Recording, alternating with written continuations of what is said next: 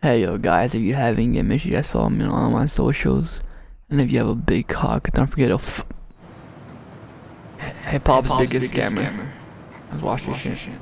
Carter Jamieson is someone who's been seen with Chief Keef, Kodak Black, Lil Durk, Bobby Shmurda, Summer Rae, Lil Yachty, Steve Will Do It, Cole Bennett, and many other celebrities. But how does he know all these people? Who is Carter Jamieson? Well, his website says he's a 19-year-old serial entrepreneur, founder, and CEO of the digital marketing company Gateway Agency. But I think he's a liar. So to understand how this guy has made millions from lying, misleading, and scamming, we have to dig a little bit deeper. Also, I just want to clarify, this video isn't necessarily to hate on him, and I don't want you guys sending hate his way because that's not really what I'm about. But I do think it's worth bringing awareness to this because this guy and other people like him have made tons of money from deceiving others. So I'm hoping that if nothing else, this video helps people not be so easily deceived. So Carter Jamieson recently started getting a ton of attention when people found out he was dating Ali Lottie. If you're not familiar with Ali Lottie, she was the girl that Juice WRLD was dating when he passed. Fans were upset about this when they found out, but not necessarily because she moved on. They were more so upset because Carter was wearing a watch that Juice apparently gave Ali, and he posted it on his Instagram story with the Juice WRLD song. He was also wearing one of Juice WRLD's shirts that was apparently a one of one. He was flexing a bag that Ali said Juice had custom made for her, and he was also seen on TikTok showing off Juice WRLD's flexing a bag that Ali said Juice had custom made for her, and he was also seen on TikTok showing off Juice WRLD's house and home studio. This understandably upset her, and he was also seen on TikTok showing off. Let me go on TikTok.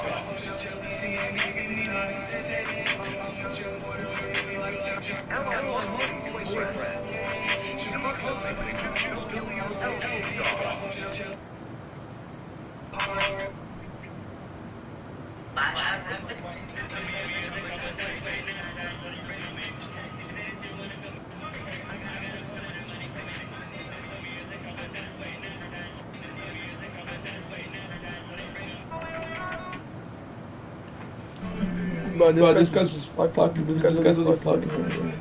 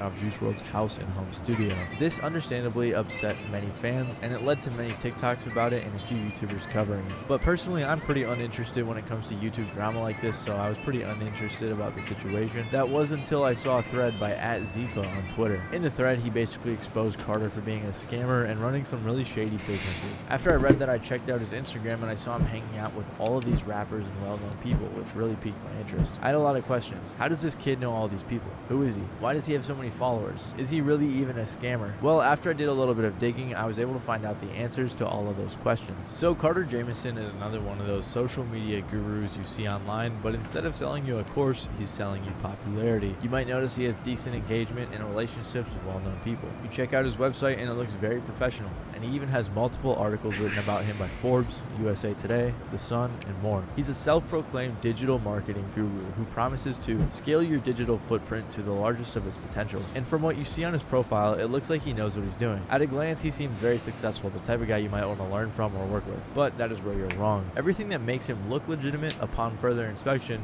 actually proves his guiltiness. Botted engagement. Before his engagement increased 100 times because of WRLD fans hate bombing him, he could be seen botting his account, as you can see from all these fake comments. And if that isn't proof enough, here's a picture of him testing out botted engagement on one of his Twitter accounts. And here on his YouTube channel, you can see over 1,000 botted comments on one of his YouTube shorts that only has 600 likes. So it's safe to assume that he's botting likes and possibly followers too. Then there's his press. When I first saw on his website that he had a ton of articles featuring him and his business, it really made me think he was legitimate. But when you read the fine print, you can actually see that some of them are paid for. One says featured partner, one says promoted content, and another even says this story is paid for by an advertiser. Members of the editorial and news staff of the USA Today network were not involved with the creation of his content. Even though he said himself he's never paid for press, it looks like he has. I get all my press either naturally or someone comes to me and asks me. I've never actually just paid outright for them. And if he paid for these three, I'm willing to bet that he paid for the others as well. And this is even more ironic because of the fact that he sells press publication on his gateway agency website. I'll talk about that a little bit more when it comes to his business. And the Forbes article that he linked wasn't even in his favor. Honestly, it kind of made him sound stupid. Finally, there's his followers and his relationships. This is important because when we see someone with a lot of followers, we tend to think they're legitimate. The deception exists because the large follower numbers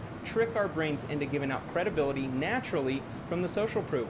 More followers means more credibility, right? But I don't think Carter's botting his followers or faking his relationships with these people. I think that's all real, and he's achieved it through his business. So Carter's main business, Gateway Giveaways, is doing giveaways with rappers and other influencers. He uses a method called loop giveaways where he partners with popular people to give away items. Carter and probably others will spam DM people with details about the giveaway campaign. They show the estimated growth and how much it'll cost to buy into it. And the reason that someone would want to buy a spot is because when the celebrity announces the giveaway, they have a variety of steps to win. Typically, they'll point you towards another account, and then they'll tell you to follow everyone that account is following. That account will be following all of the investors. So in return for their money, they will be receiving thousands of real followers. So when he gets that investor money, he buys the items for the giveaways, flies out to meet the influencer or the rapper, takes some pictures with them to make his Instagram look better, takes pictures for the giveaway, pays the influencer, and keeps a ridiculous amount of money for doing little to nothing. It really is an infinite money glitch. And the giveaways themselves aren't necessarily scams.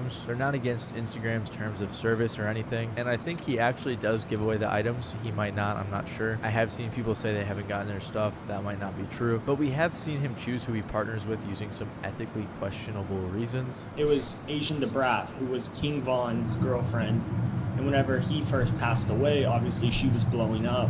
And he's also bragged about partnering with Melly while he's in jail, photoshopping some PS5s onto a picture of him, so his business looks pretty shady. You can also buy into the loop giveaways on his website through his business, Gateway Agency. And his business offers a variety of other overpriced services. For example, you can buy different press packages that offer articles and other sorts of press, like this Google Knowledge Panel package, which costs $6,500 when you can do it for free yourself. Then in the description, he has the nerve to say, you must have 20 other notable articles already wrote about you to receive this one, which is another lie. And then he tells you to buy a different press package before purchasing this one. When you buy these press packages, you're paying thousands of dollars for something that can be done for $100 to $300, which his friend says in an interview as he agrees. For anyone listening, if you're looking for PR, you could essentially get an article written about you in the New York Times.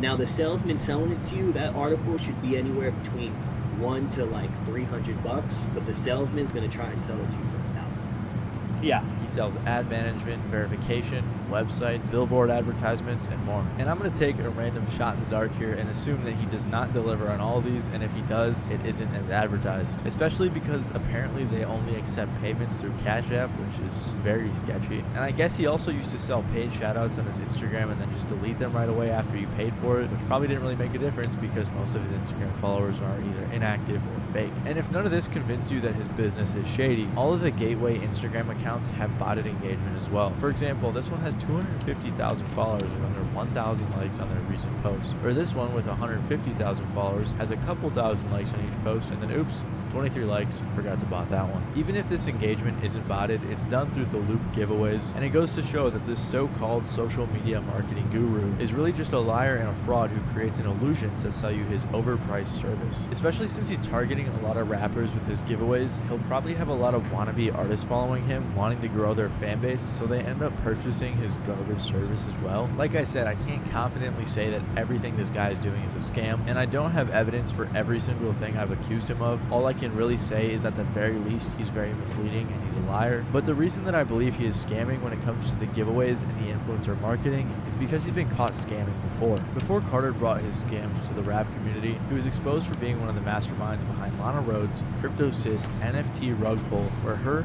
Carter, and some others made off with $1.5 million in Ethereum. At the beginning of the year, Lana Rhoades, who, if you don't know, is a very popular influencer, began promoting her NFT project CryptoSys. There were 6,069 awful-looking NFTs that were being marketed as an investment, and investors were promised that this was a long-term project with NFTs that were going to grow in value. Carter even said it himself.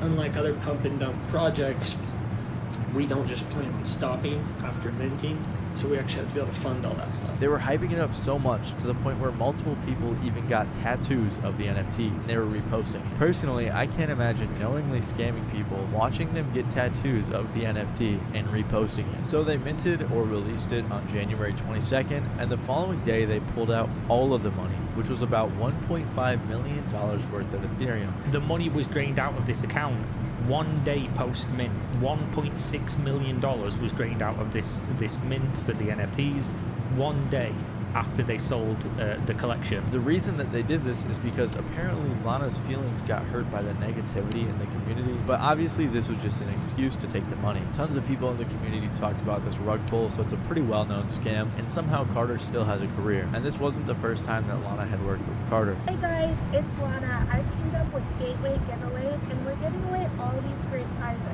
All that you have to do is follow the steps below. Right now, Carter has other NFT projects like Billionaire Butterfly Club, which I'm assuming is another attempted pump and dump rug pull type of deal. But in this instance, him and Ali Lottie used Juice WRLD's likeness for a trashy looking NFT.